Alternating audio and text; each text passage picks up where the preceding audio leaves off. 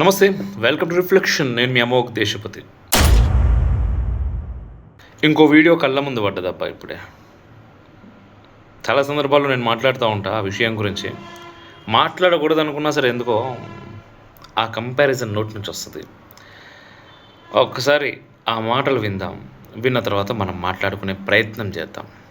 నాకెందుకో ఖచ్చితంగా ఈ వీడియో మీతో షేర్ చేసుకోవాలనిపిస్తున్నది. మీరు ఖచ్చితంగా దీన్ని చూసి మీ అభిప్రాయాలు చెప్పాలనిపిస్తున్నది. ఫస్ట్ అయితే చూసిన తర్వాత మనం మాట్లాడదాం. ఇదే వేరే ఇస్లాంకి జరిగిన, క్రిస్టియానిటీకి జరిగిన, జీసస్ క్రైస్ట్కి జరిగిన, మహమ్మద్ ప్రవక్తకి జరిగిన, అల్లాకి జరిగిన ఇలా ఉండేది కదా అధ్యక్ష. కొంచెం కఠినంగా అనిపించినా కూడా ఇది వాస్తవం. నిజంగా చెప్పాలంటే చాలా విషయాలలో ముస్లింలను, క్రైస్తవులను చూసి హిందువులు నేర్చుకుంటూ కాదు, సిగ్గు తెచ్చుకోవాలి, బుద్ధి తెచ్చుకోవాలి, జ్ఞానం తెచ్చుకోవాలి. నిజంగా పవన్ కళ్యాణ్ ఇక్కడ మాట్లాడినటువంటి విషయాలు వాస్తవం.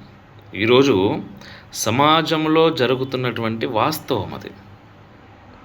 నిజంగానే వేరే దేవతలకు, ఎందుకంటే చాలా సందర్భాల్లో అంటూ ఉంటారు, ఎందుకురా వాళ్ళ మీద పడి ఏడుస్తారని. వాళ్ళ మీద పడి ఏడ్చుడు కాదురా నాయన, ఇది వాళ్ళ దగ్గరని వాళ్ళని చూసి నేర్చుకోండి అని చెప్పే విధానం అన్నమాట ఇది. ఎందుకంటే వాళ్ళ మహమ్మద్ ప్రవక్తకు సంబంధించి కానీ, అల్లాహకు సంబంధించి కానీ, యేసుక్రీస్తుకు సంబంధించి కానీ ఏదైనా ఇట్లాంటి సంఘటనలు జరిగి ఉంటే, చర్చిలకు సంబంధించి కానీ, మసీదులకు సంబంధించి కానీ, దర్గాలకు సంబంధించింది కానీ ఇట్లాంటి సంఘటనలు జరిగి ఉంటే ఎట్లా ముందుకు వస్తుండే దేశం కాదు ప్రపంచం మొత్తం కూడా అల్లకల్లోలం అవుతుండే.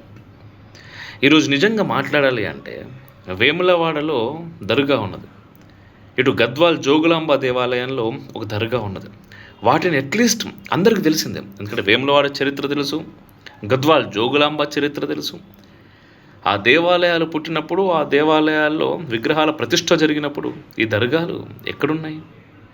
కానీ వీటి గురించి మాట్లాడే ప్రయత్నం ఎవరైనా చేస్తారా?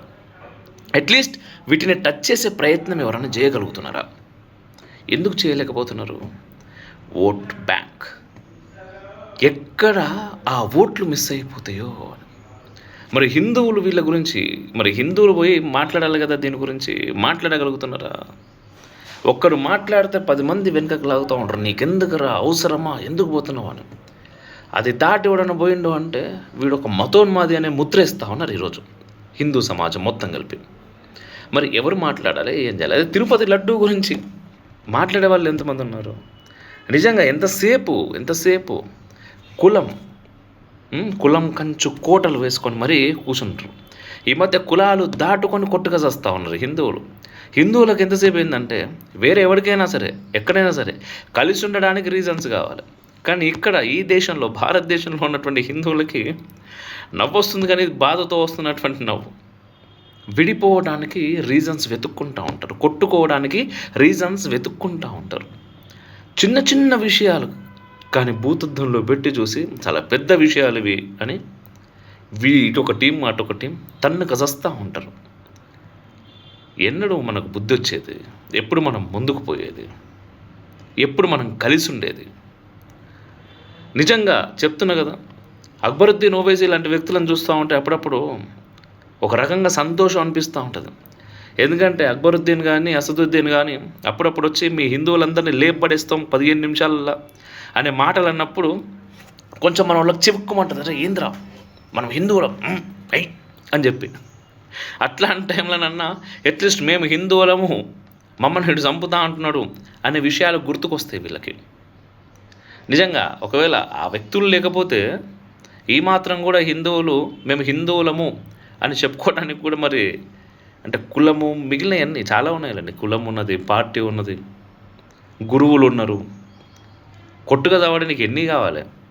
అండ్ వన్ మోర్ థింగ్, ఇక్కడ ఏం జరుగుతుందో మీ అందరూ గమనించాలి. విషయం ఏంటంటే కుట్రలు సోషల్ మీడియా వేదికగా తన్నుక చేస్తూ ఉన్నారు అందరూ. సోషల్ మీడియా వేదికగా అందరూ కూడా తన్నుక చేస్తూ ఉన్నారు.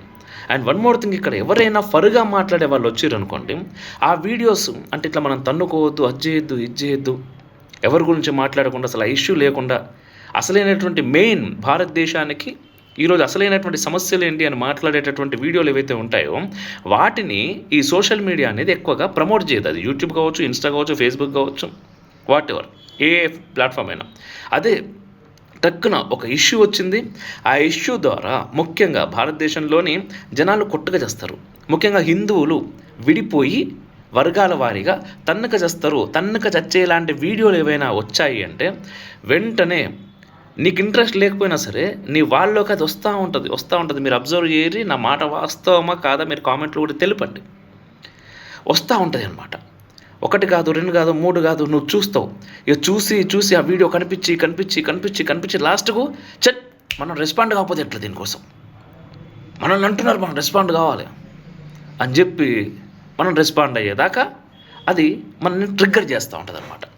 సో సోషల్ మీడియా అనేది వెస్టర్న్ ప్లాట్ఫామ్స్ అవన్నీ. ఈరోజు భారతదేశంలో హిందువులు బలపడటం కేవలం భారతదేశంలో ఉన్నటువంటి ముస్లింలకో క్రిస్టియన్లకో ఇష్టం లేదు కాదు. ప్రపంచవ్యాప్తంగా అన్ని దేశాల్లోని పెద్ద పెద్ద ప్రధానులకు, ప్రెసిడెంట్లకు కూడా భారతదేశంలో ఉన్నటువంటి హిందువులు బలపడటం ఇష్టం లేదు. ఓన్లీ ప్రధానులనే కాదు, జ్యుడిషియరీ అంటే బ్లాక్ దందాలు చాలా పెద్ద స్థాయిలో జరుగుతూ ఉంటాయి ప్రపంచవ్యాప్తంగా. ఒక దగ్గర అంటే వేరే ఒక పెద్ద దేశంలో ఉండేటటువంటి కొంతమంది జనాలు కలిసి పప్పెట్స్ నాడిస్తున్నట్టు ఈ ప్రపంచంలోని మిగిలిన దేశాల ప్రధానులను నాడిస్తూ ఉంటారు. కానీ ఈ దేశం యొక్క ప్రధాని వాళ్ళ ఆటలకు లొంగుతలేడు. కాబట్టి ఈ దేశ ప్రధానిని మార్చేయాలి అనే ప్రయత్నాలు చాలా ముమ్మరంగా కొనసాగిస్తున్నారు. దానికి మన ప్రతిపక్ష నాయకులతో పాటు చాలామంది సపోర్ట్ చేస్తున్నారు విదేశాలకి. ఇప్పుడు నిజంగా ఎప్పుడైనా దేశము రాజకీయము అంటే ఏంటి? ఎందుకు రాజకీయం కావాలి? దేశాన్ని కాపాడడం కోసం రాజకీయం కావాలి. దేశాన్ని కాపాడడం కోసం రాజకీయం చేయాలి. నిజంగా ఈ దేశంలో ఉండేటటువంటి మనం భిన్నత్వంలో ఏకత్వం ఉంటుంది. నిజంగా నాకు చిన్నప్పటి నుంచి చాలా ఇష్టం అది. ఎందుకంటే హిందువులకు ప్రత్యేకంగా సెక్యులరిజం పాఠాలు నేర్పాల్సిన అవసరం లేదు. సర్వేజన సుఖినో భవంతు అని రక్తంలో ఉంటుంది. ప్రత్యేకంగా చదవాల్సిన అవసరం కూడా లేదు, చెప్పేస్తాం మనం. మరి అటువంటి హిందువులు ఈ దేశంలో కొట్టుగా చస్తే, తన్నుగా చస్తే, వీళ్ళ బ్రెయిన్స్ పాడైపోతే ఎవడికి లాభం? వీడు కలిసి ఉండకపోతే ఎవడికి లాభం? ఆలోచించుర్రి.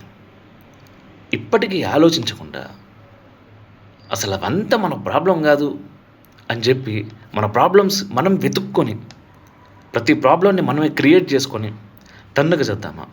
నిజంగా పవన్ కళ్యాణ్ మాట్లాడినటువంటి మాటలు మనం ఆలోచించాలి. ఆయన ఏమంటున్నాడు? ప్రతి హిందువు ముందుకు రావాలి, మాట్లాడాలి ఈ విషయం పైన అంటున్నారు. ఎంతమంది హిందువులు వచ్చారయ్యా తిరుపతి విషయం గురించి మాట్లాడడానికి? తిరుపతి పక్కన పెట్టిర్రబ్బా. తిరుపతి కాదు, నీ ఊర్లో పక్కన ఉన్నటువంటి నువ్వు రోజు వెళ్ళేటటువంటి దేవాలయంలో ఉన్నటువంటి దేవునికి అవమానం జరిగితే కూడా నువ్వు ఇంటి నుంచి బయటకు వచ్చే ప్రయత్నం చేయవు. అది ఈ దేశంలో హిందువుల దౌర్భాగ్యం. ఏం మాట్లాడతాం మనం? ఎక్కడనో తిరుపతి వెంకటేశ్వర స్వామి, మనం ఏదో సంవత్సరానికో 2 సంవత్సరాలకు కుటుంబానికి దొరికితే పోతాం. అట్లాంటి స్వామికి ఏమైతే మనకి ఎందుకురా? మనకు అవసరమా? మనకి ఏమైనా వస్తుందా దాంతో అనుకొని ఆలోచించేటటువంటి స్థితిలో ఉన్నటువంటి సాటి హిందువులకందరికీ కూడా మరొకసారి నమస్కరిస్తూ, మనం ఈ భూమి పైన ఉండడం ద్వారా ఎవరికి ప్రయోజనం చెప్పాలంటే చాలా చెప్పొచ్చు. జై హింద్, మేరా భారత్ మహాన్.